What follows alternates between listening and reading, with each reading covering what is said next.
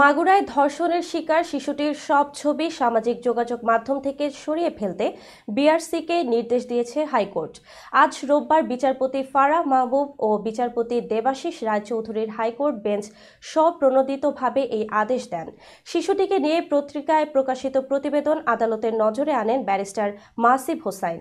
এ সময় সামাজিক যোগাযোগ মাধ্যমে শিশুটির নাম পরিচয় সহ ছবি ছড়িয়ে পড়ার বিষয়টিও আদালতে তুলে ধরেন তিনি শিশুটির সর্বোচ্চ চিকিৎসার জন্য প্রয়োজনীয় ব্যবস্থা নেয়ার আর্জি জানান। এদিকে ধর্ষণের ঘটনায় শিশুটির মা গতকাল শনিবার বাদী হয়ে মাগুরা সদর থানায় একটি মামলা করেছেন। মামলায় শিশুটির বড় বোনের শ্বশুর মোহাম্মদ হিটু শেখ, তার স্ত্রী জাহেদা, তার দুই ছেলে সজীব ও মোহাম্মদ রাতুল শেখকে আসামি করা হয়েছে।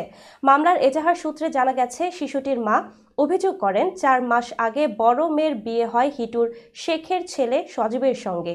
বিয়ের পর থেকে মেয়ের শ্বশুর কুপ্রস্তাব দিতে থাকেন। এই ঘটনা সম্পর্কে অবহিত ছিল অন্যান্য আসামিরা।